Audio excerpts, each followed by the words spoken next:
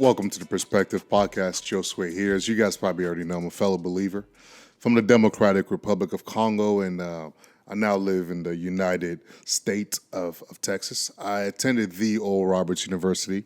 I preach at times, but we're not here to talk about those type of things. And to my right, we have Mr. Chase Brown himself.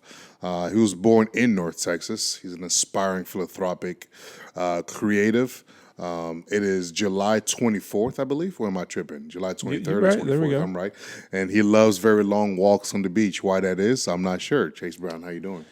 Doing really good, man. It's a Saturday. It is a Saturday. So I can't really complain. Yeah. And had a good poker night with the boys last night. Unfortunately, our friend Jake Newell committed his first robbery and taken our money. Oh, wow. But, you got finessed. We got finessed, but it was good to see all them. And then, excited going out to Atlanta next week. Yeah. See the boys, Chaz, Montel, and all them. Yeah, go to Indie Fest. Yeah. And it'll be good. But, yeah, man, how are you? I'm good. I'm recovering from last night. We rented out the city of Grapevine. We had about 7,000 people out there. Yeah. It was just 70, but we're not really here. It's not about the numbers. It's about relationships. It's about the heart. Community and the heart and all those awesome things. But enough about me. As you guys already know, whenever we have these podcasts, we try to bring you guys special guests. And today we really had to pull a lot of strings to bring on today's guest. He just flew in this morning from Nigeria, from what I hear. He's a 4-time UNT Rec Center Dunker of the Year. He's a 3-time Most Athletic Christian of the Year, 2-time UFC Up-and-Coming Fighter of the Year. He's a man that's also known in many circles as the African Savage. Why that is, I have no idea. We have Mr. Kennedy here himself. I was going to say his last name, but I'm not even going to try. I'm not going to hold you. So, man, how you doing? I'm doing great, man. I like the titles there. Man. Yeah. They're very creative, Yeah. Thank you guys for having me, man. My name's Kennedy Nzechukwu, and from Nigeria. Kennedy Nzechukwu. Wow. From Nigeria, I met this guy, my friend here, UNT, when we went to UNT, and I'm now seeing my brother here, flying him back from Africa, get to meet him. But I'm glad, man. I'm grateful to be here. I'm grateful to be alive today. I thank God for everything He's put into my hands. Yeah, man. And it's been really cool to be able to watch your journey over the last few years, man. Thank you, brother. Thank you so much. Because after you and UNT, you and I didn't really talk that much, but we've been able to reconnect. Oh yeah, recently. Because life happens. I didn't have your number the whole time. I was like, this guy's number. Exactly. Then I changed my phones and I didn't have it saved to the SIM, and I just lost everything. Hey, bro, it happens. People and so texting me all over the place. I'm like, who is this person? Yeah. I don't want to feel bad asking that question. But. Nah, bro. And you got so many people coming at you because you're Mr. UFC fighter now. Man. So. That's just your title now. I'm Mr. UFC fighter. African Savage. African Savage. Why he's that? I don't know. Yeah. A lot of animals I've been hunting down in Nigeria. Man, that's wild. They gave me that name. That's wild. Yeah. I feel like this is the year of Africans in sports. Yeah, I know, right? Specifically Nigerian. Crazy. Yeah, absolutely. We see the 2 Nigerian champions right now. Absolutely. We just see our young brother Giannis Ugo Antetokounmpo. With the Milwaukee Bucks. Yeah, it's one of those names that I had to rehearse a couple times to make sure, and just a lot of different. People in that kind of aspect, and also yourself. We hear you're gonna be a champion soon. So, Amen. Let me know. We're gonna be cheering. Joseph and Chase and I, we're gonna be at the American Airlines Center cheering whenever we get these tickets. So I'm excited about that.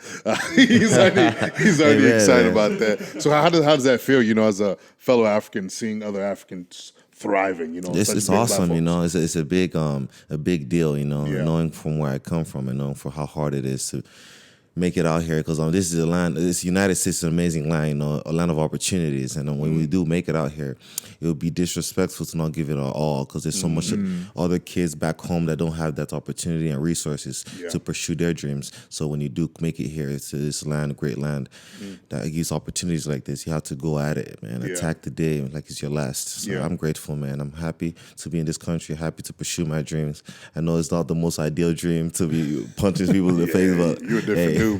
You're a different guy. Well, I'm grateful, man. I'm grateful. Awesome. Yeah. So then, where do you think It's interesting. Where do you think like your toughness and endurance comes from? Because it's something that like God during this time has given me like an emphasis on growing in my endurance, and it's something where I see like I feel like I start up a lot of things but don't see a lot of things through, or overcommit to a lot of things that then like limit my ability to actually like endure through everything that's going on. So where do you think that comes from for you, man? Man, it's from well, as far as the completion of anything you start, I was like that, I start stuff and I don't complete it, but Yeah. all the smacks my dad gave me kind of, hey, those traumas will do That's something real, to you. man. I'm So, saying, bro, that's so real. like, when you do start something, my dad was always big on finishing it, finishing.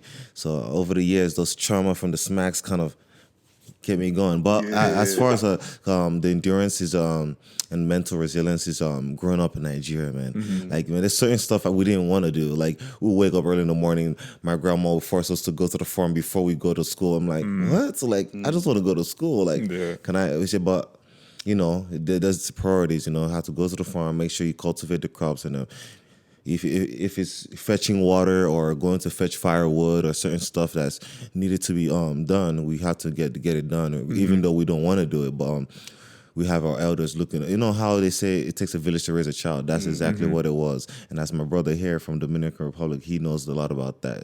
So it's all that, man. Growing up, and when you're growing up that way, it molds you to what you are now as an adult. So I'm grateful now. Back then, I didn't want to do those stuff, but now like, I see how those things are kind of navigating me in my daily lifestyle. So I thank God for that. All the beatings, the spankings, the discipline. As far as my dad, that's one thing he did. I'm very grateful for is discipline, the spankings, and making sure we do the right thing. And when we do the wrong thing, making sure that there's consequences to what you do, to certain actions. So it kind of molded to me to the young man I am today. So I thank God for that. I've seen a lot of articles, that speaks towards.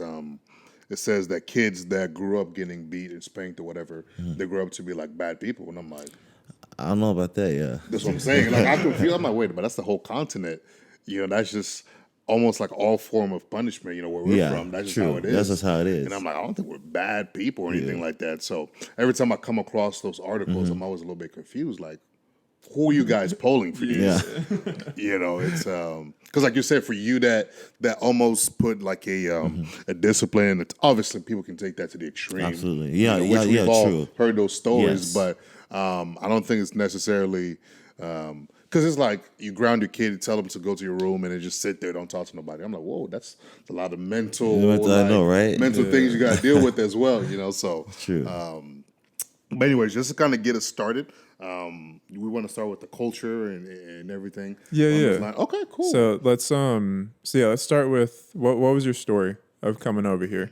Just your family immigrating over here and background for that. Parents, they moved here first, and they had our paperwork done over the years. And by the time I was like 16, 17, we moved here. And the cultural differences was crazy, man. There was a lot of stuff to handle, man. Yeah. A lot of stuff I couldn't just handle mentally. But one of those stuff was discipline, which most kids here don't really take that into action here because of, I don't know why. I guess because of the child abuse and stuff like that. But discipline back home was a big deal. So let's say you go to school, you forget to do a homework, you get disciplined.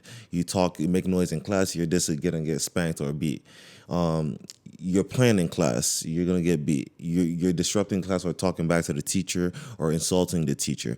That's a form of disrespect. So you're gonna get beat. So there's certain actions that require discipline. But here, like, I'm in class and like kids are talking back to the teacher. I can remember vividly, like, my English teacher, nice young lady. I feel bad for her because that lady got years taken off her life because of the stress she got to handle, man. It's like, I see this kid's disrespecting her, yelling at her, and all she want to do is just get the point across. And you can see her face just getting red. And white people, stress doesn't look good on white people. So like her face just getting red and a wrinkle, and she's just trying to like do what she can. But I feel so bad because at first when they do disrespect for her, I'm like, wait a minute, like, no one's gonna get beat. Like, that's what I thought. So, like, someone's gonna get beat. I'm staring at it and looking at people like, that's not normal. But See, one thing about that, when you're coming from a different country, where I see some of my friends who do come here, they just get led astray because they think that just because they don't have their family that's looking over them and have that grilling over them, that they could do whatever they want. Because I mean, it tends to be free here, so you could do whatever you want. So they then tend to be led astray and start behaving in a form of where it's not right to do certain things. So they tend to like start disrespecting people and like doing whatever they want because they know they could get away with it. But just having the discipline and above every other thing, just the Lord guiding me and protecting me and making sure that He always humbles me and grooming me. So that's one thing that's just like an umbrella for my life. And times what I did get led astray and felt like I could do whatever I want. The Lord checked me, Yeah. But it's always good to realize what the Lord's trying to do there, because sometimes you think it's just bad luck. No, it's not bad luck. It's the Lord trying to tell you like, this is what I want you to do. But so the disrespect, man, it was too much for me to handle. I'm like, dang. Like sometimes I felt like I had to like fight these kids that are disrespecting their teachers, but I can't do that. But that's one thing that caught me off guard. Too much disrespect, compared to back home, and people getting away with it. These kids getting away with it, and just because they're getting away with it at that moment, you're gonna grow up eventually, and then you're gonna realize like in the real world you can't get away with that. So I just feel like, man, charity begins at home. The parents have to do more of a better job in disciplining these kids, because you can't rely on other people because no one else is doing it. So you have to do it. You're the biggest role model in the kids' life, because they're like a superhero to the kids. So you got to make sure you're disciplining the kids and you're not just saying, but performing the actions that's required. Because these kids are like sponges. They absorb information so fast, and like you could say like a curse word and the kid could be upstairs. You think the kid didn't hear it, but the kid here heard it, and that the kid, he or she might go to school and just start speaking like that. So you got to make sure you're also living a lifestyle that is not contrary to what you're trying to teach your kids. So I think the disrespect was too much, man. Yeah. And another thing was the slurs, the language being used. It was just, man, it was bad. So some of those language would get your ear chopped off in Africa.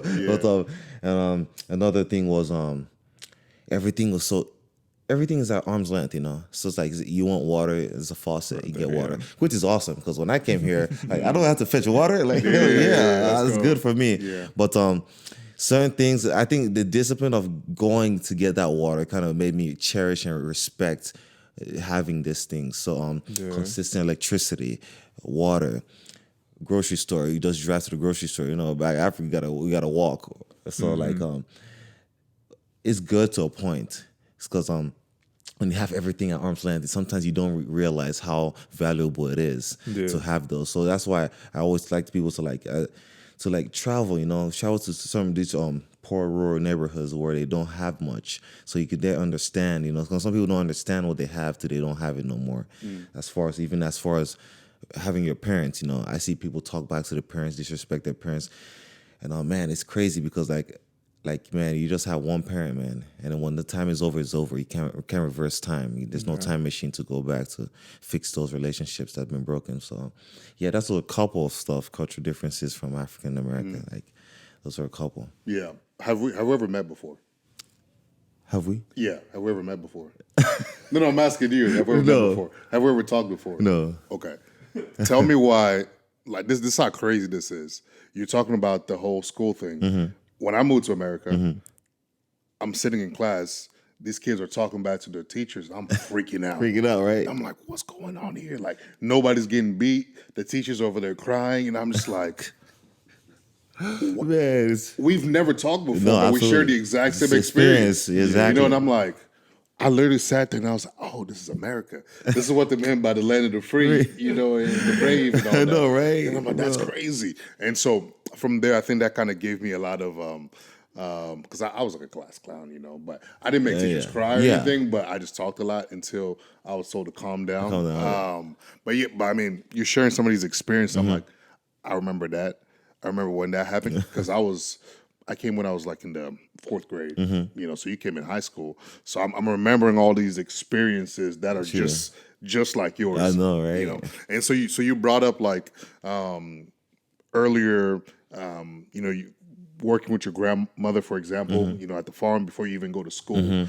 So what was that like, you know, coming from a place where you had to do some of these manual things before you went to school, coming to America where it's like you just get up and get on the bus and then you go to school. Man, Yeah. it was crazy because like let's say waking up early, like, you gotta go fetch water or go to the farm. Then you're in the farm with your cousins and your grandma, and like you're like, damn, I don't want to do this. So you're just throwing a fit. So you're not even, let's say it's yams, you're not even planting it right. You're just doing anything. And then my grandma will look at me like, okay. When it's time to eat, when it's time to harvest these plants, you're gonna get the smallest portion. You're like, okay, dang, I love eating, so I might as well take it serious. But those things, man, it was so vital for upbringing. Like I think everyone should experience that. You know, just being able to like. I know not everyone has those resources to go to the farm, but like I think it's necessary, man, to just have that upbringing, doing certain stuff that will help build your just mentality and your just upbring your spirit, man. Because those things, man, it helps in the long run. Because I know I've heard this doctor that talked about kids from age 1 to like 12 or something like that, where like their delta waves, their subconscious waves are super high. So that's where that's a short period of time is where everything they learned detects their whole future after that. Yeah. So like us now, our alpha waves, like where our conscious waves are so high, our subconscious waves are so low right now. So like because we're grown now, but at that age, like that young age, you should be able to like just like continuously industrially just build your kid anything you want them to learn, because that detects the whole future after that. So I think as far as learning a new language or discipline or those stuff, it stays engraved in those kids at that young age. So I think that's very conscious. It's very very important to like teach the kids at that young age anything discipline. If you have to discipline the kid, teach the kid important stuff like being honest, being loyal, being trustworthy. Just those stuff at that young age, that from age 1 to 12, that could detect the whole kid's future. So that's why you see kids, let's say kids growing up in a broken home where the dad is not there or the mom's doing something else, or like dad's doing drugs or something like that. The kids are seeing that, and when they grow up, it's hard for them to break away from that, because that's all they've seen. So it's, I think that's those crucial years, man, where you have to continuously just provide for the kid and continue to teach these kids all this knowledge. I think that's important. Yeah, and it's something that social psychologists know that like a lot of the socialization of kids happens, I think it's from like age 2 to age 4. Because essentially in that, whenever kids learn how to play, essentially what they're learning is social rules. Yes. Things like don't cheat, don't punch someone in the face, don't do this. Like follow the rules to a degree where it's like you're able to live in like peace and harmony with people while continuing to like pursue the goals that you have, which in that case is playing the game. But you learn that like implied lesson where, you know, in life, it's like, all right, we're going here to like work on this project, do this, do that. And we're learning the rules and the habits in playing the game that we will then apply in the future. Exactly. And so it's something where also you can, I think you can like find or be able to like detect a lot of, if a kid's going to be antisocial, like with very high certainty before the age of 5. And so with that, hopefully it's something where we're able to like steward that time and then hopefully like find ways to be able to get them out of that. But yeah, it's also something where I think, because something I've been looking into a good amount over the last couple of years is like fatherhood and what are the good ways to father a kid, because it is something that I've realized again that I am looking forward to. And one of the things, which is a similar principle in both dealing with kids and dealing with individuals that are in nursing homes, like elderly people, is never do for them what they could do on their own. Yeah. Because it's something that then they get used to other people doing it for themselves. And then at that point, like their self-sufficiency in nursing homes, you know, they eventually lose that ability to do something because they like aren't actually doing it. Yes. But then for kids, you lose out on development. In where you let a kid walk down, say you live in New York, like letting the kid walk down to the bodega that's a block away whenever they're like 7 or something, to be able to have the like self-sufficiency to be able to do that in a way in development. And something you're able to understand is as you continue to let kids develop, it compounds. Where very similar like compound interest with money, there's like compound development to where if by 6 you or your kid feels comfortable to walk down to like the local store to go get something, then by 7 they're going to be able to do something a little bit like more responsible than that. 8 more responsible, and like there's growth that happens there. To whereas now, because of so many reasons, like we're trying to prolong adolescence and delay adulthood, that then results in so many things, which I think is like not being grateful for the things that we have here, not having discipline, not having endurance, and then just not having the proper perspective on like, hey, like all these things that we have here are so rare. And in turn, which I hope won't be the case, but I think a consequence could be like whenever we don't value what we have, there's a higher probability of us actually losing those things because we're not willing to fight for it because we don't understand the value of it and just different things like that.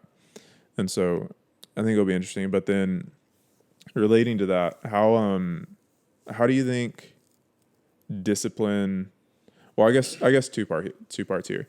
One, like how did UFC and everything like that come along? Because like whenever we met at UNT, you were just dunking on dudes at the gym. You weren't fighting or anything like that. But that came along towards like the end of your time there. And then from there, in turn, how do you think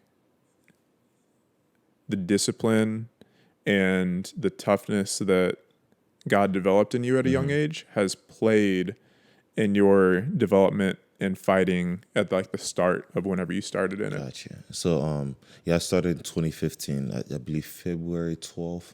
That's when I started in MMA. So I just love this sport, but I never actually did it. So my mom was like telling me, like, you might as well. She told me, what was that sport you were talking about you always wanted to do? And I'm like, I was UFC. And it's MMA. She's like, why don't you just do it? I'm like, yeah, my dad, because we were living with my dad then. He's like, he told me not to do it. He's like, just go do it. Just go do it.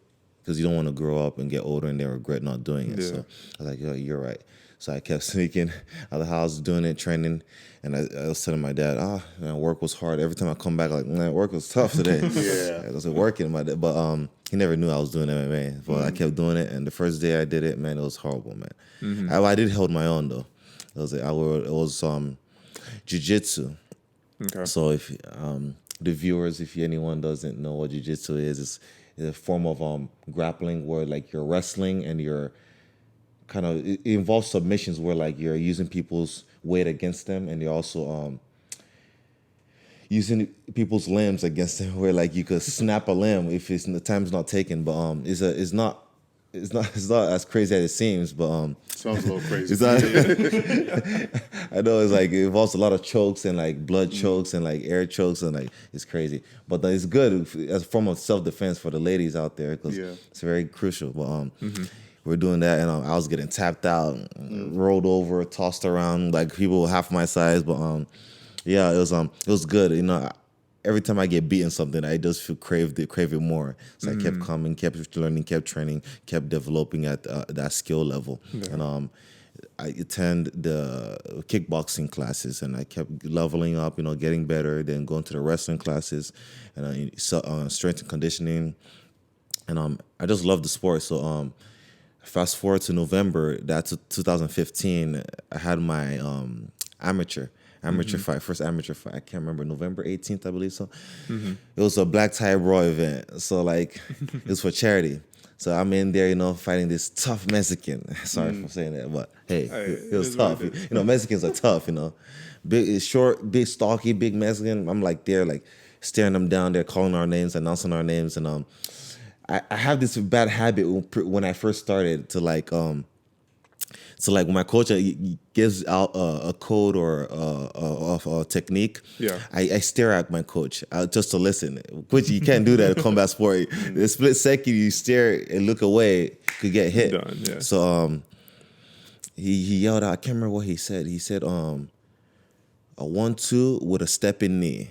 So that's like a jab across and a stepping knee. He was telling me that. So he said that, and I'm like, I looked at him for a split second. That split second I looked at him, man, that kid threw a heavy overhand and dropped me. I bounced off my butt and I stood back up like, oh my God. The kids were swarming me. It was throwing all types of combinations. I'm just circling around. I thought I was back in Africa. I was like, I'm hunting for them chickens, that poultry farm. Like, bro. But yeah, the kid was swarming me. He threw everything in the kitchen sink. It was about to the third minute, 30 seconds in the first round, he wore himself out. And I was just picking him apart. And fight ended like 5 seconds before the round ended.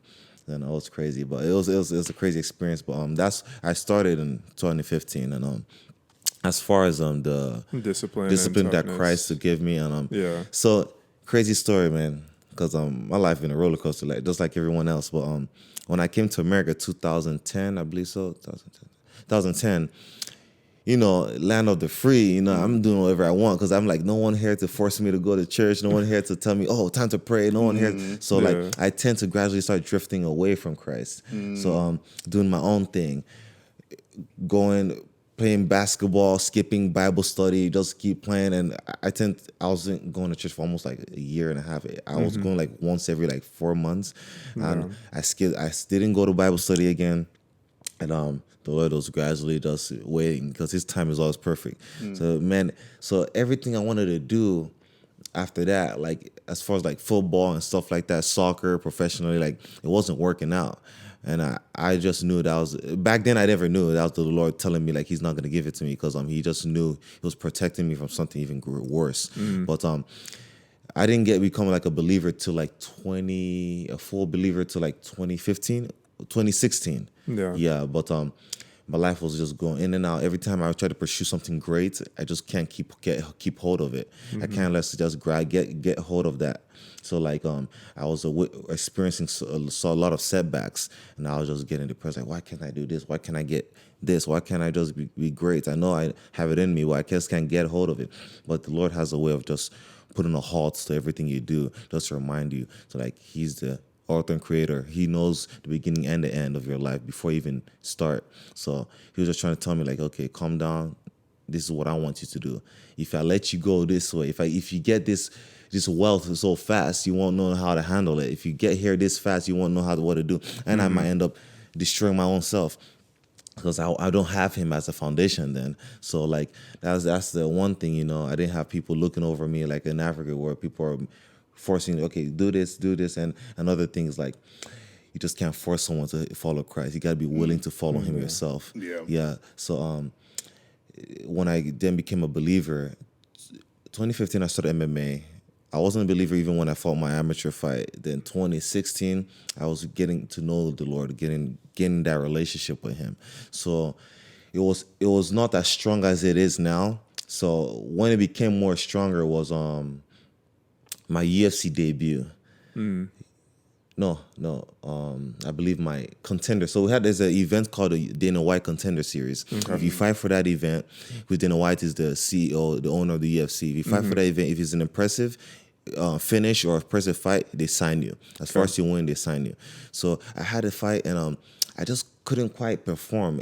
I performed so well in the training room, but when it comes to the actual event, I can't perform. Like I'm throwing jabs, slow jabs. Like, but in the training room, I'm just fluid in my flow state, but I just can't transition those skills to the main show, the main stage. So I just couldn't transition, and I'm wondering why. But I mean, I did have a good finish in the Contender Series, so I'm living in my own hype. Like I got this. So I'm like, yeah, this is. I started to gradually think like, it's me. It's all me, you know. Yeah. UFC debut, they matched me up with the worst guy they could ever match me up. He was more like a Jiu Jitsu guy. Okay.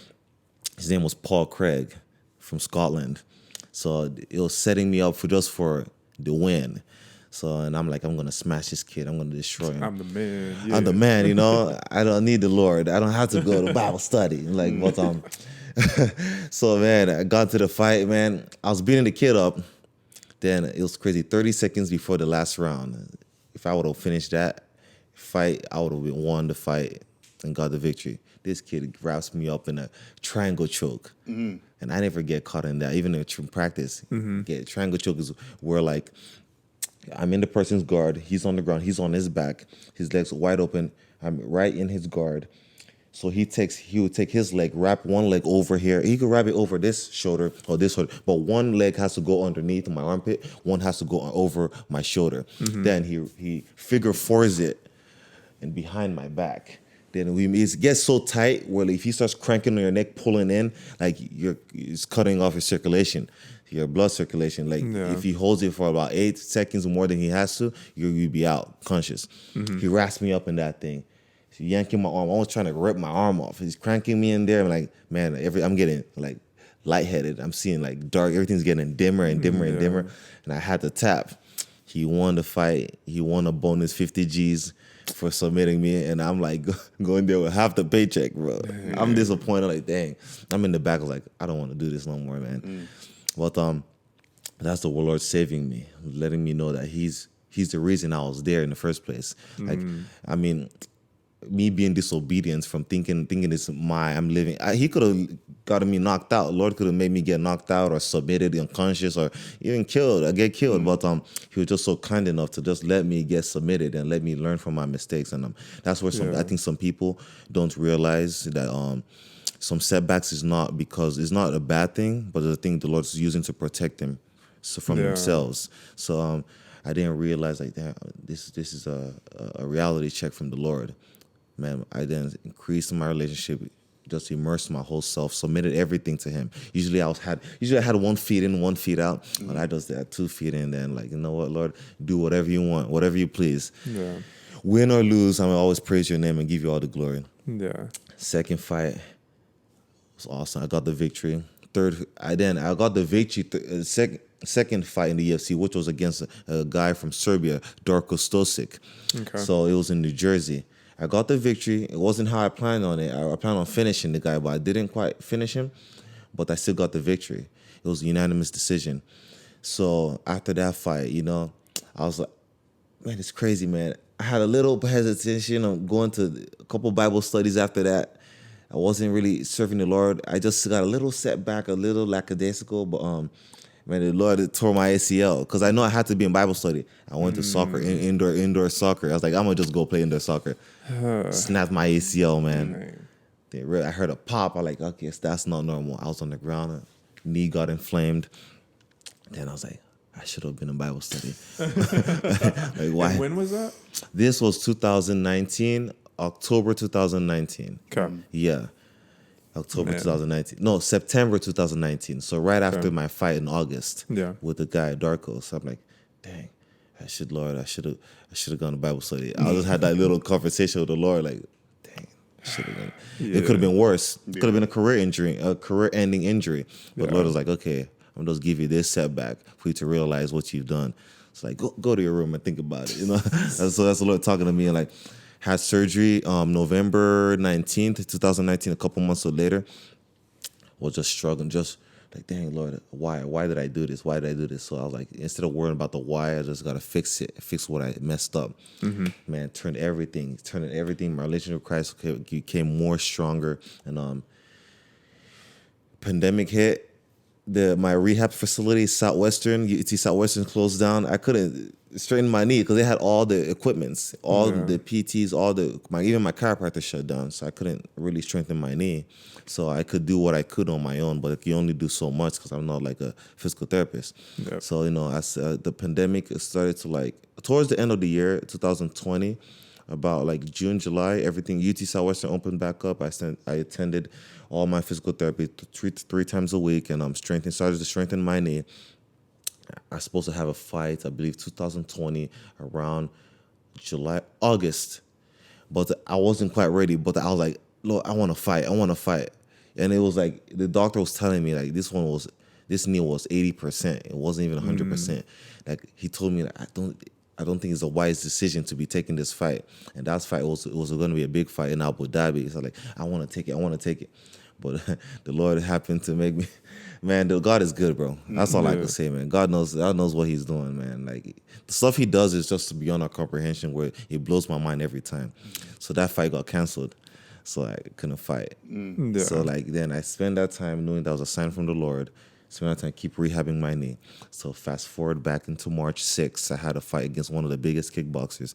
He's a big up-and-coming kid, He trains with one of the champions in the UFC. So he's a light heavyweight in my weight class. So they matched me up with him, And I'm like thinking like, Lord, dang, this knee, I've been out for like a year and a half. How's it gonna hold up? Yeah. Like, the training room is different than in the main stage. So how's it gonna hold up? So the whole time I was thinking about it, training, thinking about it. Even when we flew out to Vegas for the fights, I was thinking about it the whole time, but still praying with my pastor over the phone when I got to Vegas. Keep reading my Bible, keep feeding myself the right words of the Lord, and reached the fight. The knee held up. First round was hectic, man. Kid was throwing everything, everything.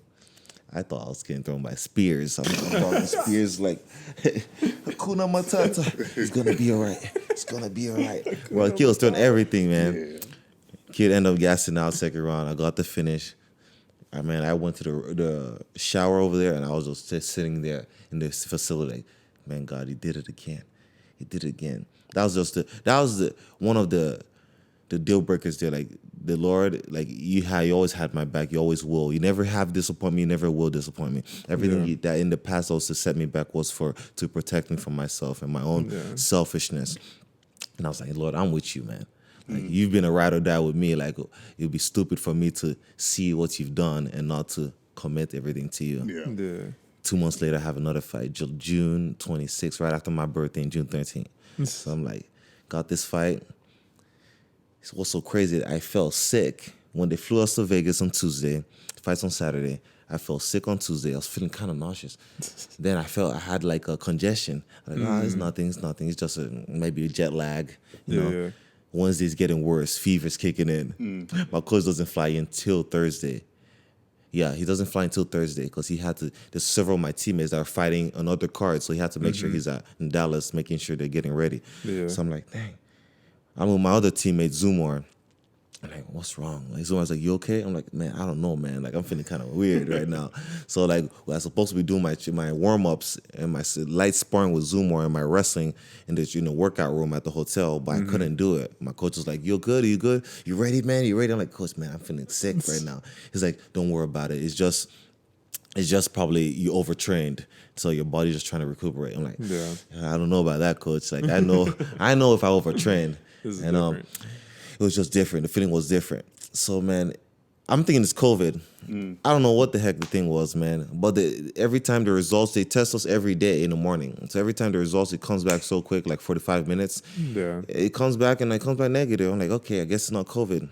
So I'm like, okay, it's not COVID. But I'm getting sicker, tired, more congested. I couldn't even move, man.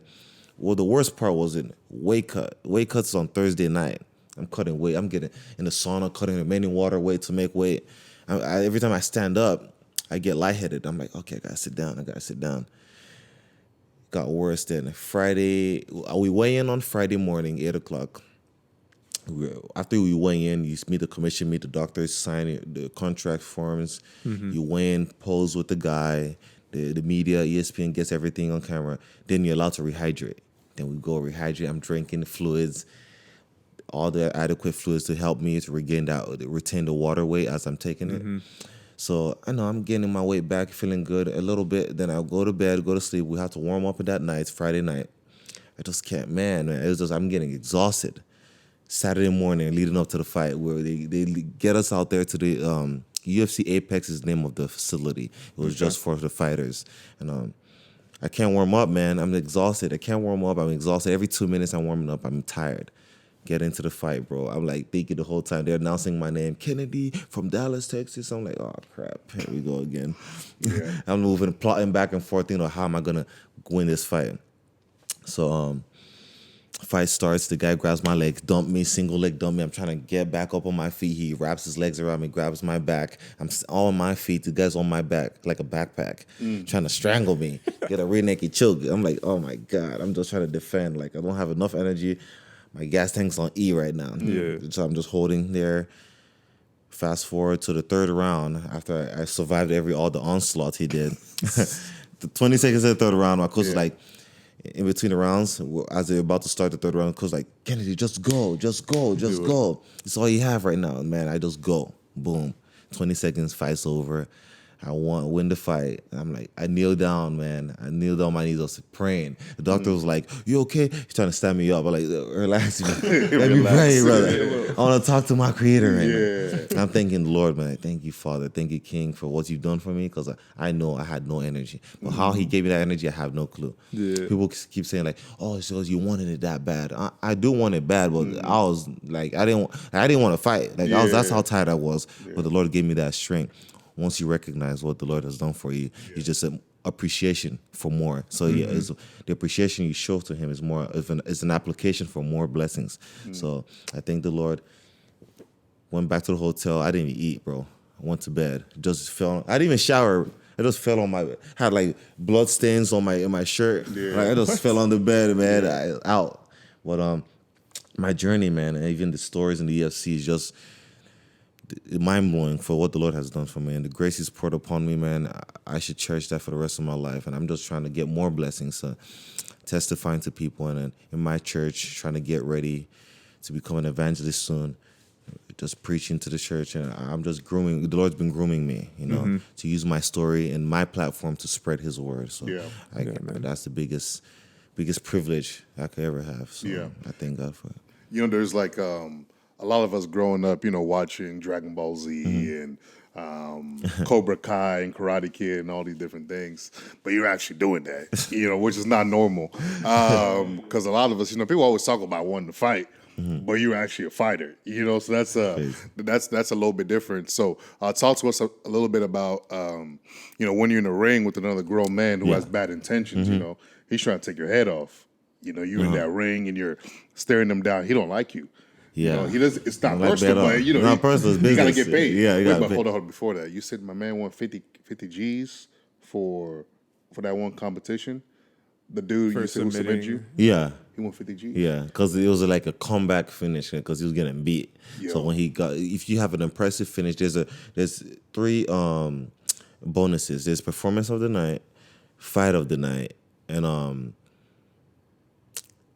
it usually has submission, but they don't have submission of the night no more. So it's performance, fight of the night, and like something else. Yeah, performance of the night, fight of the night, and something else. Yeah, either like 2 performance of the night and 1 fight of the night. But he got performance of the night because he came back he came back and just submitted me. Yeah, tapped me out. I mean, 50 G's. So if I can win 2 fights, I can pay off my student loans. You feel me? So we'll talk later. I'll come to the gym. No. You need to talk to your dad. Huh? About because I just tell him I'm working. You could have been in there, man. If it wasn't for, have you shared that story on the podcast yet? I'll share the story. So like my boy Kennedy, I was also an aspiring fighter. This is in high school, and so I'm on a wrestling team, and so I would come home. My dad's like, "Where you at? Where are you always at?" I'm like, "Oh, after school doing sports. I'm in wrestling." He goes, "Wrestling?" I'm like, "Yeah, I'm on the wrestling team." He's like, "No, you gotta quit." And I'm like, "What you mean I gotta quit?" He goes, "No, you gotta quit." I said, "Why?" And so we're kind of going back and forth, and to the point where my dad says, once you get hit by a chair, don't come complain to me. And so I'm like, oh, you think it's like WWE? I see what's going on here, right? Yeah, no, it was pretty bad. So he pretty much ruined my fighting career because I could have made it big too. But if Dana White is watching this, I just need 2 fights. So I can pay off my student loans and then we're good. So anyway, back to the question at hand. Talk to us a little bit about that. Like, where's your head at when you're in a ring and there's another grown man that wants to take your head off? Man, it's crazy, man, because have another grown man staring you down. I'm like, to be honest, man, I just try to like zone out, It's still business. At the end of the fight, we shake hands and whatever, but you're trying to feed your family here. So at the same time, I'm like, well, I've stared at worse animals, leopards and cobras in Africa, so there's nothing for me. I'm just joking. But watching the other guy getting ready, you're just, okay, it's all business, So you just try to switch your mind, even though I'm like a nice guy, but like try to flip the switch, Okay, go kill mode instincts now. Just gotta get the job done. Because at the end of the day, he beats you, he's taking 2 paychecks, you're taking 1. So like, I want to get 2 paychecks too. So you just gotta go for it, man. Switch your mindset and just get relaxed. Sometimes it's hard to balance it because sometimes you get too far on into you get too obsessed about it, where some fighters get too obsessed about it, where like they get too tensed, like they just want to hurt the guy. And if you get too tense, it's a kind of a flaw, because like you could like overextend or telegraph your punches and get hurt. Yeah.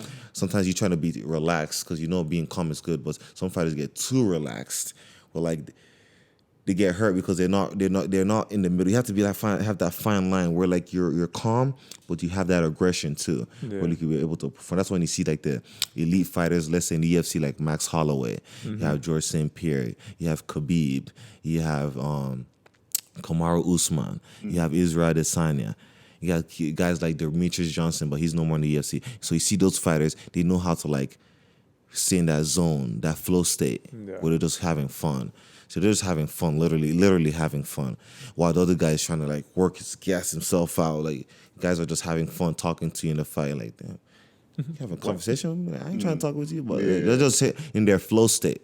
So that's what I try to mimic and see how where their mind's at. Observe and watch their fights and see how they're try to understand, where they're at, So like, and that's just a fine balance. You're just trying to like balance it out where like you're relaxed, you're not too tensed, and you're still aggressive though, where you could turn it up, flip the switch, but that is a crazy feeling watching the other fighter watching you, and like you guys are looking at each other, knowing that guy in front of you is limiting you, is a roadblock for you from getting that success. So it's kind of like it's that intense moment.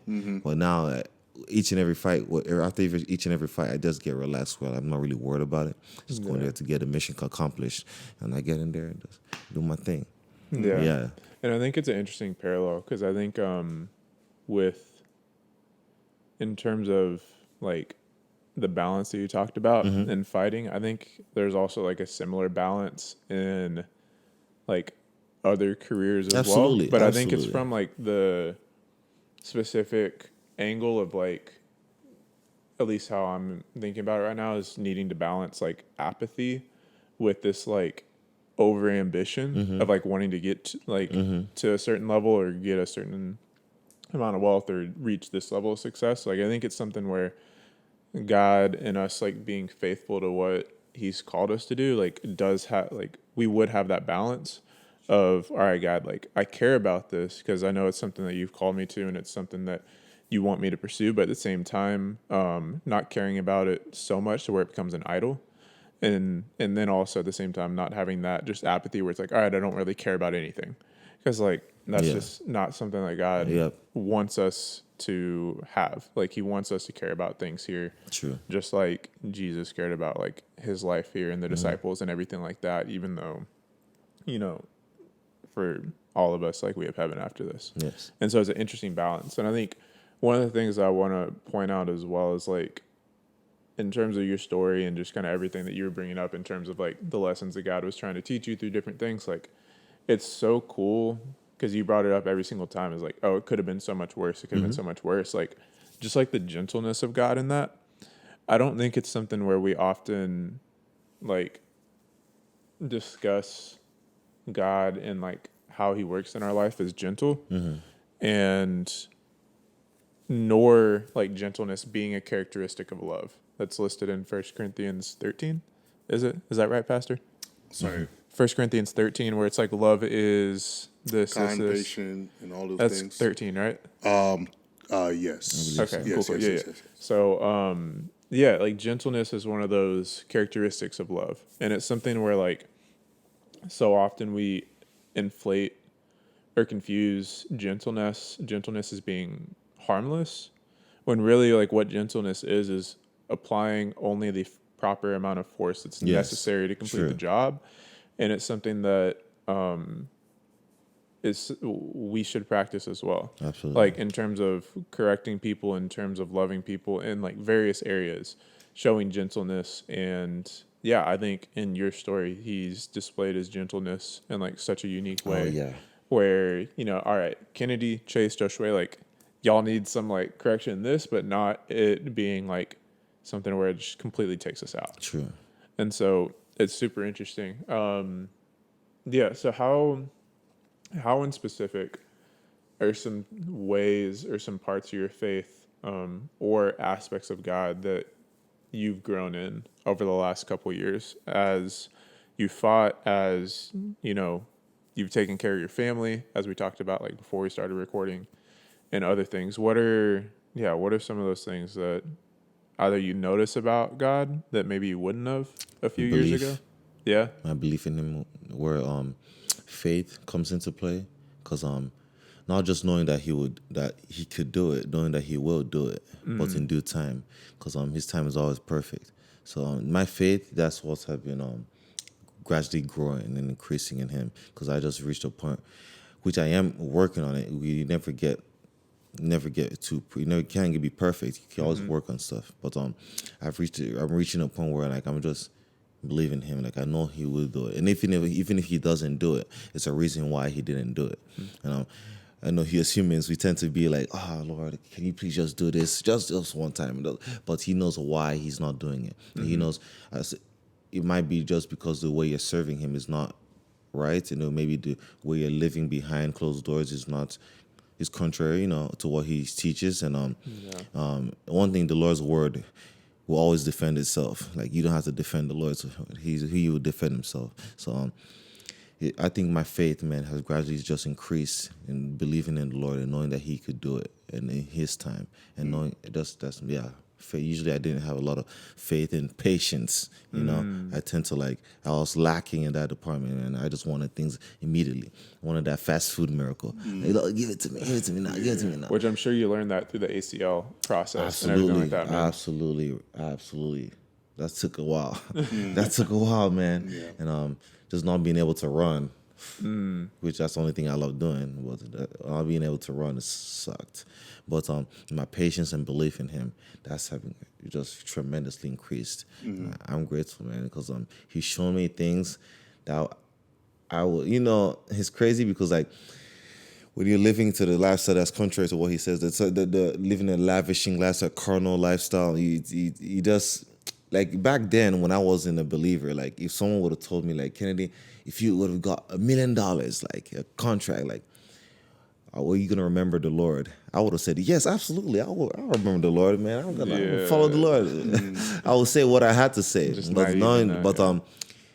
a grooming process. Like he's gonna groom you till you're ready. I mean, if you want to submit yourself to him, you have to be able to adapt to what he says. I mean, even though he gives us the free will to do whatever we want, but okay, that's fine. But if you commit to him, submit to him, you have to be able to do what he says when he says.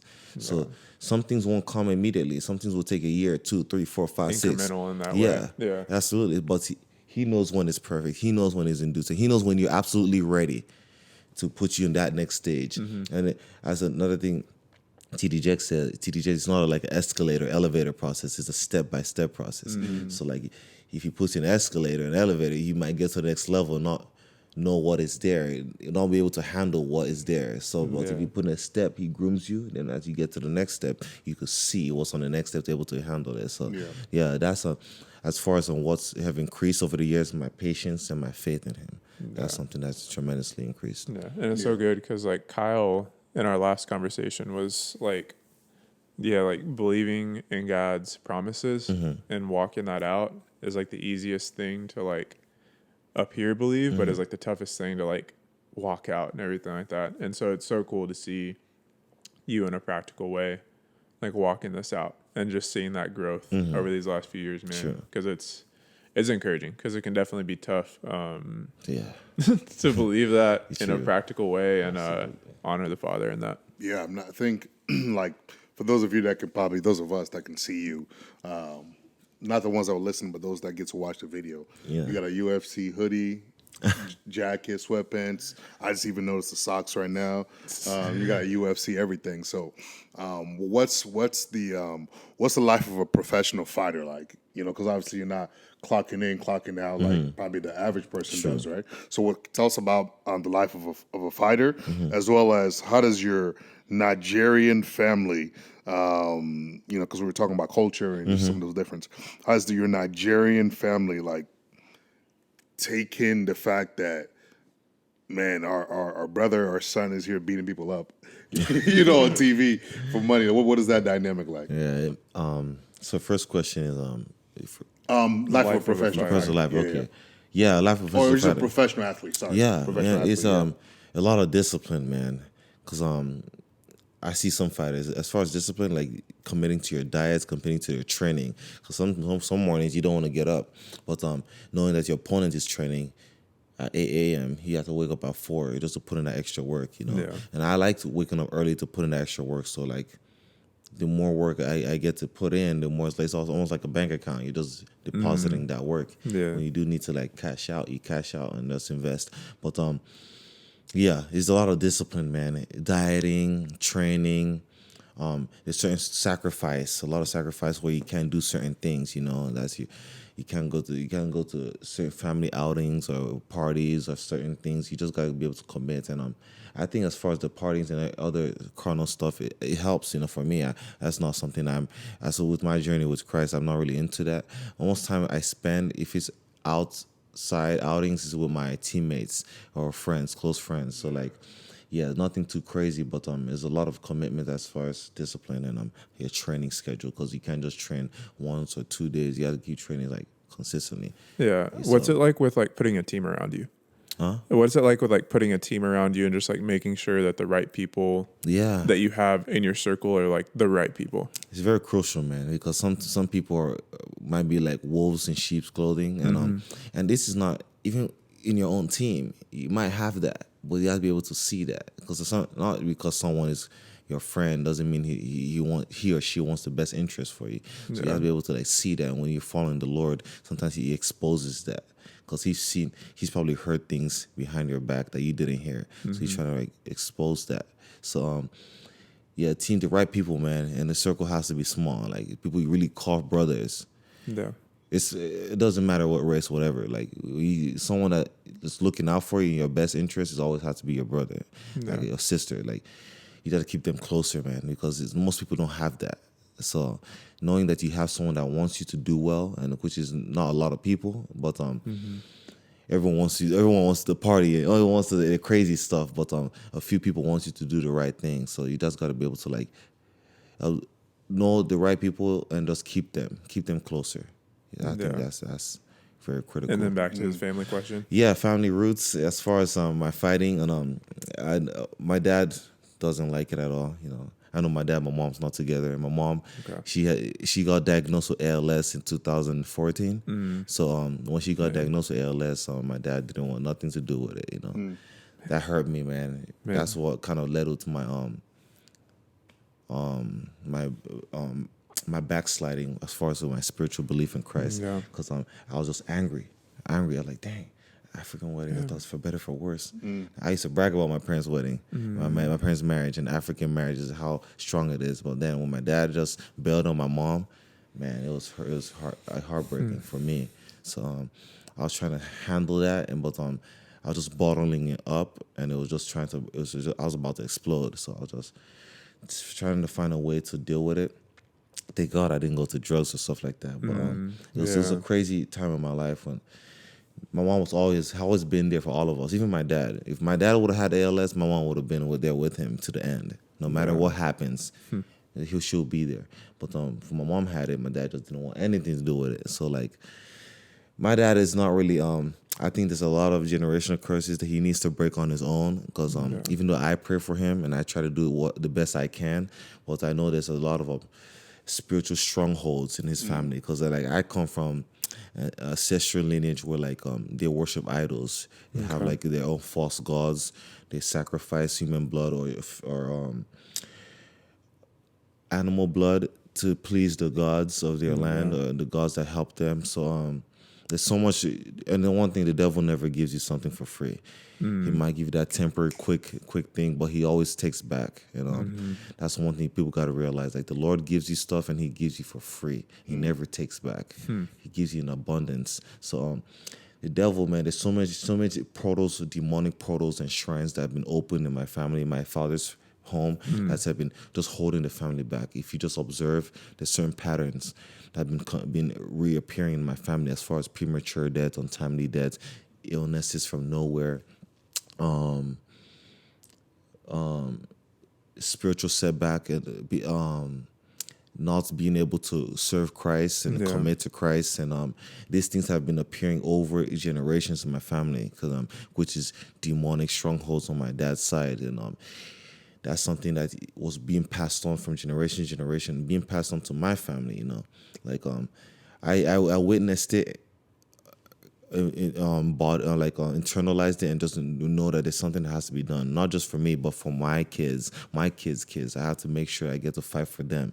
Yeah. So for the Lord being able to make me understand that early, man, it's a blessing. It's a privilege. Man. Then I get to capitalize on the faith He's given me, the blessings, the grace He's poured upon me. Just keep fighting.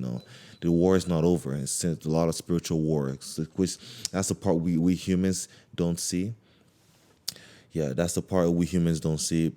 And just because we don't see it, we tend to think that it doesn't exist. Mm-hmm. But there's a spiritual war going on that people are not being able to internalize, that is going on right now as we speak. Yeah. That we ought to be able to just pray and devote our life to Christ, and He will protect us from anything dangerous as it goes on to I believe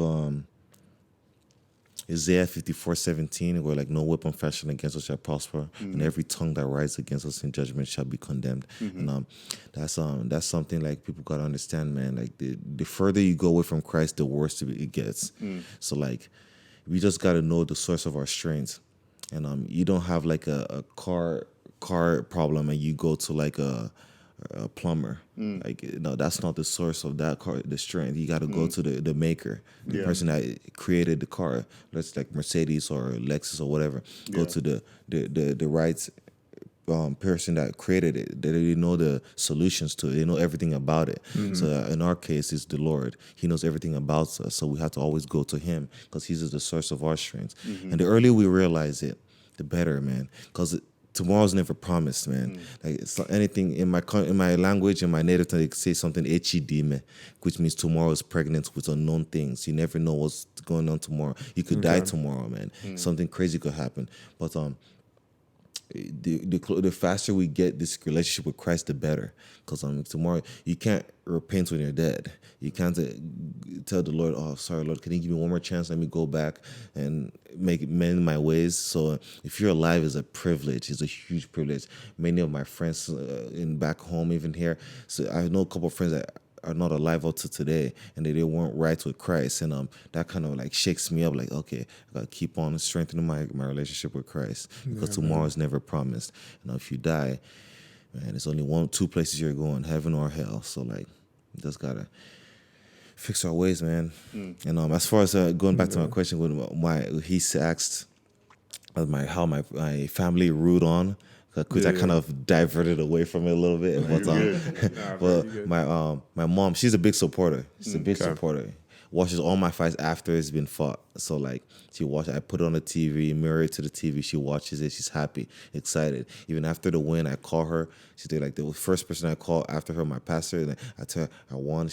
She's screaming as much as she can go. She can't really scream too loud because of the illness, but she's happy and excited. And I tell my siblings, my siblings are more of gamers, so I tell them "Oh, awesome, bro, I'm out." They're back to the game. Well, they are happy for me, but they're not really too interested in the combat because they're not really fighters themselves. I was probably the only rebellious one out of all of them. So I got into so much fights. I got beat up, man. So many fights, man. But I was mostly the rebellious one. So they're not really into it. But my mom was really into it because my mom she was a tough. My dad was tough too. But I think my athleticism and my stubbornness came from my mom, because my mom there are 8 kids. Yeah, her mom had 8 kids. She was the 5th one. So she was the oldest daughter. So in my land and in my village, in my culture, the oldest daughter, even here I believe so, has the most priorities, as far as taking care of the other siblings. Even though she's the 5th one, she has to make sure she cooks, she cleans, she does stuff. She takes the younger ones to school. She just makes sure the oldest daughter is just they call it Ada. The ADA, that's the oldest daughter. So she has a lot of tax and stuff to meet up to as far as requirements and cultural requirements, like being able to cook, being able to clean the house, being able to like be smart and think off the bat and make wise decisions. So like so like my mom, she's she her athleticism, she did a lot of long jump, high jump, or track and stuff like that. But she just back home, they didn't have the resources, the sponsorship. If she had it, she would have been an Olympian. I just know that for a fact because she was quick. She was very fast. Even if you go back now, ask like the elders in my village, they'll tell you too that she was quick. She could jump. She's smart, and I think most of that kind of passed on to me. So. It would be funny because my dad would beg to differ. My dad would be like, my dad would be like, no, you got all of that from me. Like, my dad would be, it's so funny because my dad, most African dads are like that. We're like, you do something great as a kid, they're like, that's my son. That's my daughter. That's my son. You see the genetics from me. But then when you do something bad, he's like, you're stupid or foolish. You're like, you call your wife, like, you see your son? That's your son. That's your son right there. That's your son. That's your daughter right there. I know the genetics come from your brother. He's like that. They always blame, but I always blame my mom for anything I do that's miserable or bad. But when I do great stuff, you're like, my son, that's you. My son right there. My son. Then he says something in my language, mekanaya. That means like the one who does like his father. It's hilarious. So. I still love my dad, even though he's not with my mom. Even though he has a lot of stuff to do as far as spiritual warfare. He got even though I pray for him, but he got to be able to accept it for himself. That's the only way he's going to be able to break those generational curses. I still love him. But I've healed off of that because my pastor always told me that I gotta forgive. You can't hold grudges, And let the Lord. He's the Lord of vengeance. He let everything as far as vengeance be. Let Him take care of it. But you gotta be able to forgive your dad to move on. You can't hold that grudge. So I've forgiven him a long time ago, and I've moved on past it. I always pray for him and make sure he does well. And hopefully he gets it. Come to man the with Christ, those relationships sooner than later, man, because he's not getting any younger, man. So like he got to be able to like mend his ways with Christ. And Dang, man. Well, good job having that forgiveness and like not holding that resentment. Absolutely, because it can be so easy to do that. Because I mean, in those handful of years, like, I mean, you were just going through so much with, your family moving over here, you going through college, trying to figure out your identity, and then your mom getting hit with that news, and then crazy. Dad going, and then you trying to start up and fighting, like all within a few year span is just like crazy, man. And so it's just a testament to like what God has built in you that you're able to be where you are right now. And because I really don't know, like no one else comes to mind that would be able to be where you're at right now after going through everything that you've gone through, man. And so like God's made you to be special, and it's going to be amazing to see like where you go, like going forward. But yeah, to start to wrap up, going back to the cultural topic, what are some things, or we love to ask this because we always get a lot of value out of it, is with you being, born in a Nigerian culture, raised in that being kind of your home culture, what are, it'll be a 2-part question. So the first part will be, what do you think are some things that American culture could learn or adopt from Nigerian culture? Like, what are some of those positive values, some of those habits, some of those cultural components that we can adopt here to make things a little bit better? I think one of them is just to not rely on materialistic things, because that our joy, happiness doesn't come from that. Because you could see like millionaires, billionaires that are measurable, like but people you see go back home and see kids with nothing, like just a mud house, and there's a couple of farms, but you see how they're living their daily lives, like just cherishing everything the Lord has for them. I think that the joy comes from like the love you have for Christ, and like not to just base that thing on just I have to have the best car, I have to have the best house, I have to have this and that. Life on itself that the Lord has given us is huge. I understand that we want to be successful, we want to have certain things, but I think we should always just keep that focus on the life God gives us and the health, and then we could work our way down to ask God for stuff that we really need. And another thing is just like discipline. Yeah, getting the discipline, because there's a lot of discipline back home, and common sense. You kids need to have common sense here, and just man.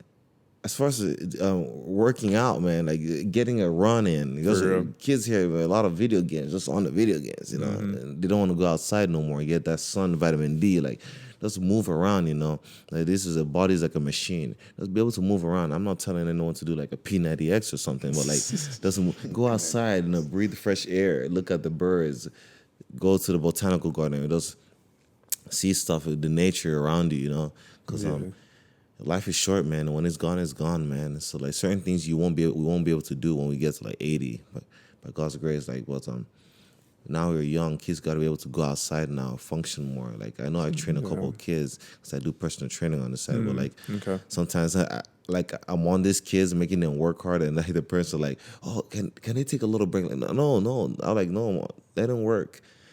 Sometimes I see some parents like they try to like come and like cuddle, hug their kids in the middle of training. Like leave him alone, let him work it out. I know he's miserable, but let him deal with it. Don't always try to like. And I understand motherly instincts; they always want to cuddle, but let him. It's a man. You want to mold him to a man, the king that you want to marry. Let him become that king. Exactly. So like, make him work hard. Let him work hard. Let him work, man, work his way out of it. Let him deal with it on his own, So I think as far as the mental resilience, the kids now. As far let's say, for example, I have a kid from Africa, the village, or Dagestan, or Dominican Republic that didn't have nothing, coming here and you're playing soccer or football against that kid that didn't have nothing.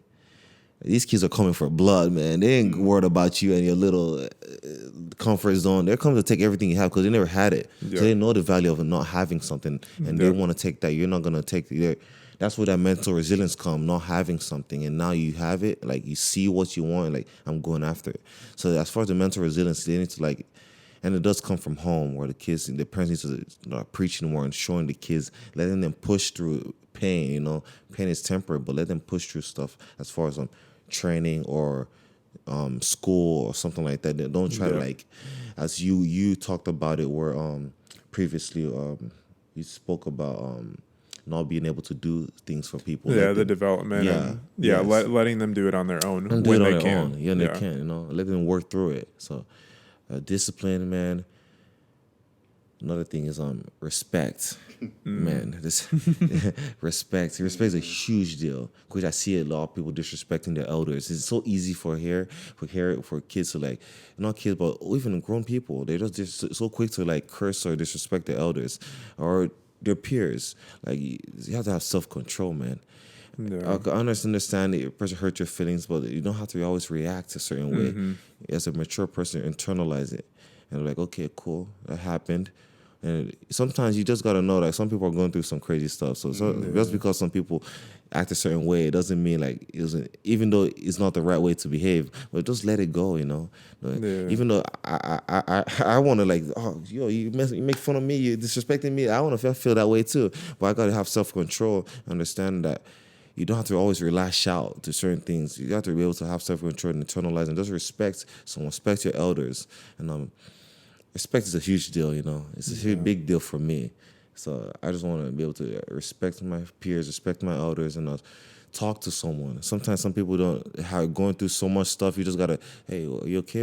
How you doing? Like, just be able to talk to someone, make their day feel better. They might change. You might be that voice that person needed at that moment to change the person's view on things. So I think respect, discipline, loyalty, a lot of loyalty. People are so quick to turn their back on their close friends.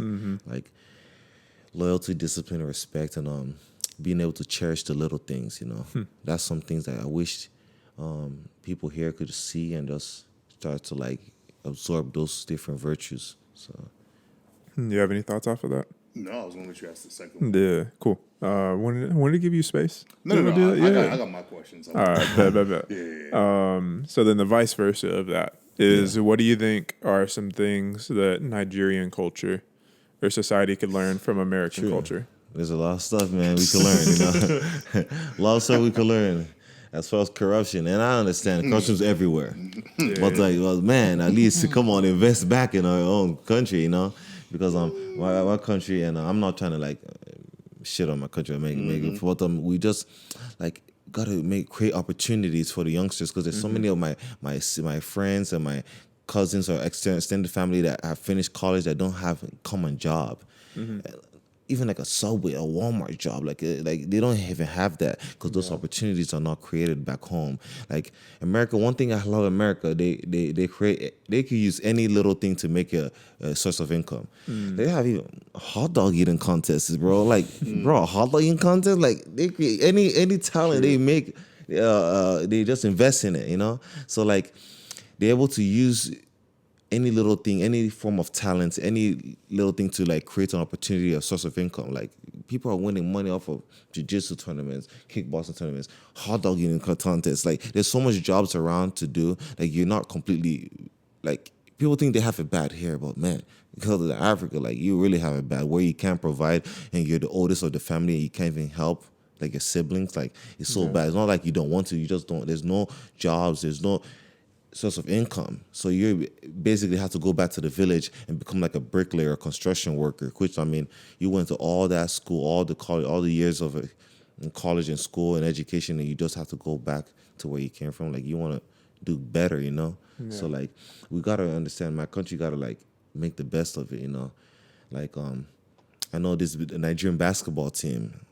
I don't understand why, because I'm a big supporter of the Nigerian basketball team, but they have a GoFundMe for Nigerian basketball team to help as far as the traveling expenses and stuff like that. There's no reason why our country should be begging. Our own team, these young, brilliant, strong, wise, little young men, I mean, they're ready to represent our country. Our country should be able to back them up and be able to sponsor them and help them out, like, but they're not. And like, they had a GoFundMe just to help these young men and young women represent. And you see how amazing they're doing right now. But I don't know. Our country has so much money. You gotta help these kids, man. Help they just want to represent and do what they love to do. But I don't know, man. It's just our country. There's so much oil, so much resources, but what are they doing with this? I have no clue, man. I just have no clue. There's so much greed, though, in my country. And we need to, like, realize that's just detrimental, man. It's detrimental for our economy and everything. Like, there's no reason why we should be, like, dead last as far as economic growth and everything like that. We have so much cash crops, so much resources. We got to use that and invest in ourselves. Look at other countries, America, Dubai. These people are investing in themselves and helping each other. You never see America acting, even though America is older, way older than Nigeria. But bro, like, country has so much, man. There's no reason why we have so much money, but we just so much greed, though. So much greed, and the greed, man. Everything comes out dispersed from there. Like we have so much greed, bro. Like I know senators that are so rich, but if you go to their villages in Nigeria, dead poor, like poor. There's no reason why you're that rich and you're driving through your village and seeing kids with raggedy clothes and have nothing. They're just walking around and living life, enjoying their life though, but they're poor in poverty, stricken villages. So I think our country should learn how to like invest in ourselves, man. Just the greed is too much. The corruption is way bad, and there's other forms. And America, the one thing about America, I love, where like over here, they have, like my brother's autistic. So he goes to like a special needs school in Backman Lake where it helps teach these kids as far as speech therapy and certain stuff like being creative and crafty work. Because some of these autistic kids, they're savants. They know so much. They know so much in a certain area what they could do, but there's no one in Nigeria. There's no one to help them do that. Like Nigeria, we treat autistic kids, special need kids, just like a regular person. Like it's so bad. Like it's sad because there's no outlets for them to help them develop the skills, you know, to be like a to function society better. to add into it and everything like that. I go to Walmart. I see people on wheelchairs who work in the cashiers. No one is ever going to give a person that chance in my country. But I just think it goes from the corruption. We just have it. There's no reason why we should be in the state we are in right now. It's all greed. All greed. I want to see who will say something different because it's greed. It's so much greed because we have everything. Everything there is here is there. We could make everything happen, but we just so much greed and so much embezzling of resources and money. And we could make the best schools. The schools that we're sending our kids out there to other countries to go to, we could make those schools back home. But there's just a lot of greed, man. And I know greed is everywhere, but I mean, you have to have common sense to make something for our country. I mean, I don't know, man. It's sad, man. It's very sad. And that's where it branches out to, like, something I would love to do for a charity for my country. I really want to go back and invest as far as so many talented kids, man. Like, the potential that's there is it's just amazing. crazy, man. Like, and I love Michael Phelps. Like, he could swim, but I know kids that could swim faster than that. Like in my pastor's, his states is Akwa Ibom. Even in Calabar, Edo, there's houses that are built on top of water. They're just floating on top of water. So these people are diving in these waters to go spear fishing. And you have kids that have been doing it for so long, and adults that have been doing it so long and holding their breath under water for so long, like their bodies start to adapt to it. Where like their lungs are just not abnormally larger than an average male like lungs. So like these guys go swim and hold their breath underwater and like are fast. So, like if you sponsor those kids and push them and like give them the resources they need, they could represent our country. Even in running, we have speedsters like in the back home, but I know friends that are so fast, like crazy stupid fast. And that's like when I just left. That's like I was in a middle school, beginning high school. Yep. I know kids that were in like high school that could race against grown adults here and in the Olympics and beat them and give them a run for their money. But they just don't have anyone to push them, anyone to sponsor them. And it's so bad. It's so sad. But going to like the javelin, I know people like the strong kids, the shot put, all this discus, all these sports in the Olympics. We have kids or equipped that could do that even better. Chess, they have games for like chess games here. I know smart kids that could play that game and like beat adults. Like we have everything, man. We have everything. We have a lot of people that could do certain skills that over here is like a big deal. Like these kids will come here and smash and do well. But you just have to be able to like invest. As far as investing in ourselves, that's the one thing Nigeria they lack very bad.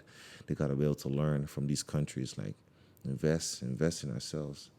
It's a big thing, man. But we don't do that at all. Yeah, no, I think to encourage you though, I think your generation, like, granted, I guess it's our generation. I think we're gonna change that.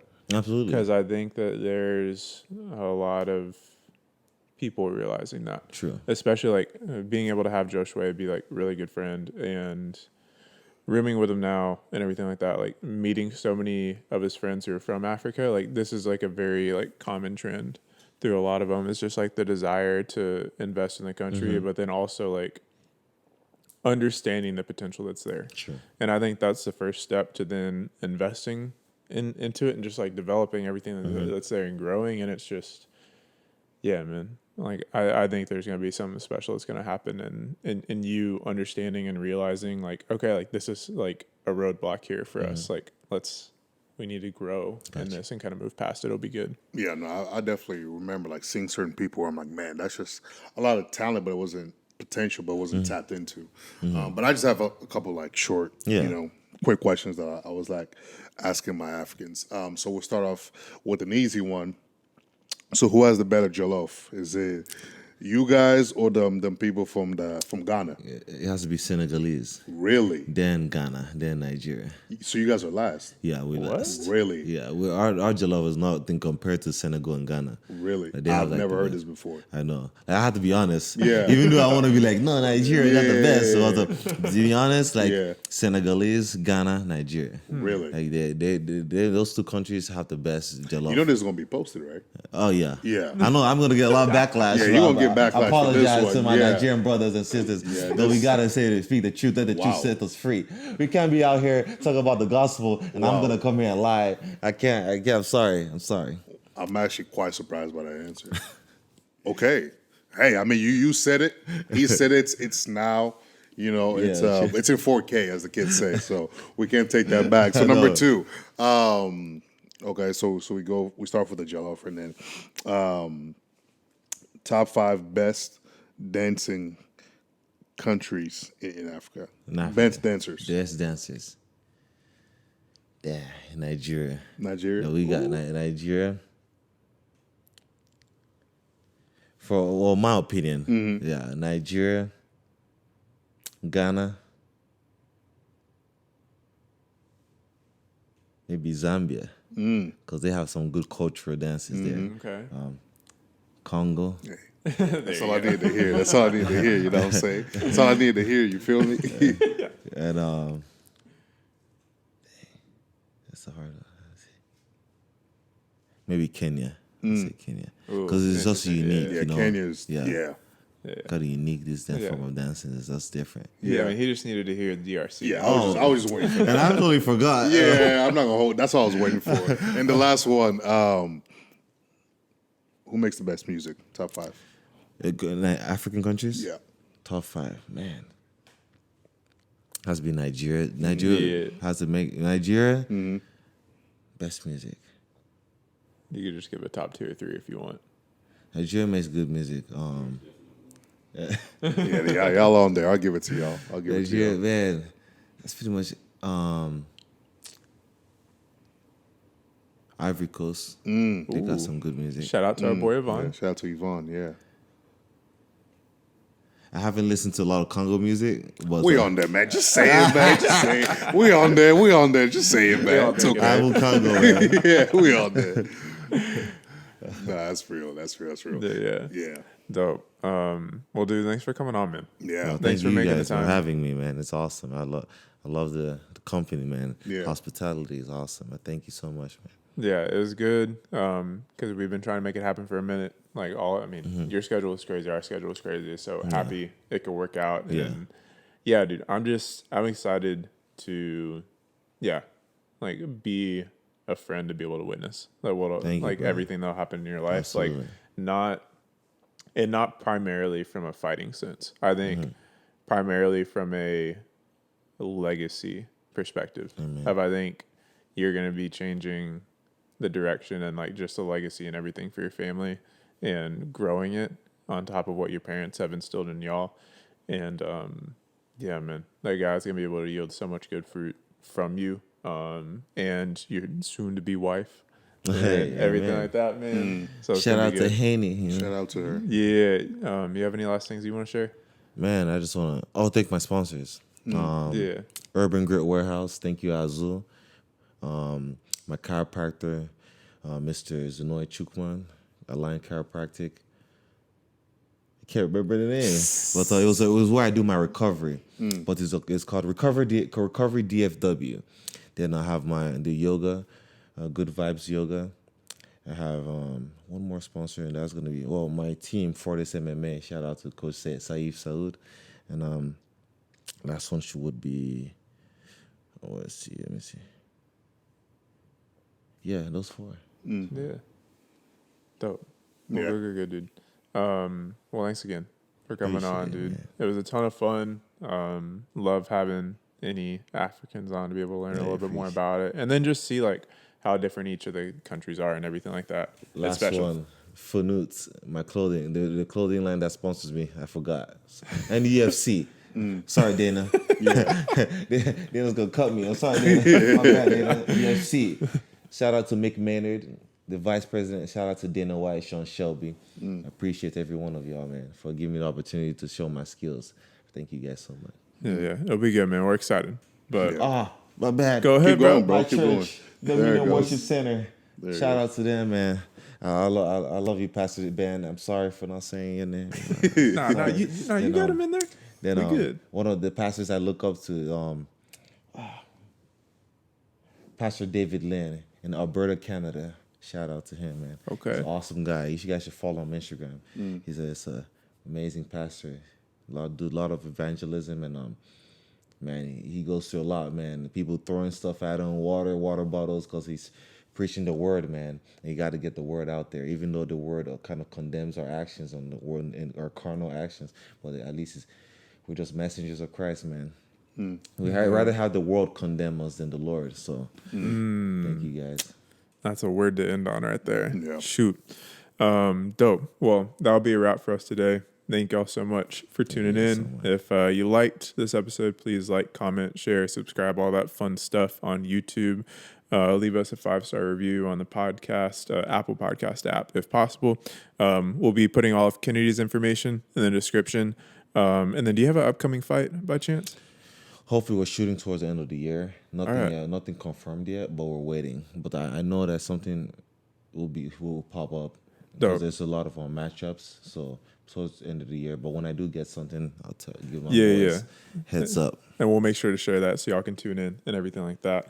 And then all of our information will be in the description if you like to support us, the podcast outreaches, all that fun stuff. So thanks again. But yeah, y'all, until next time, much love. God bless. God bless.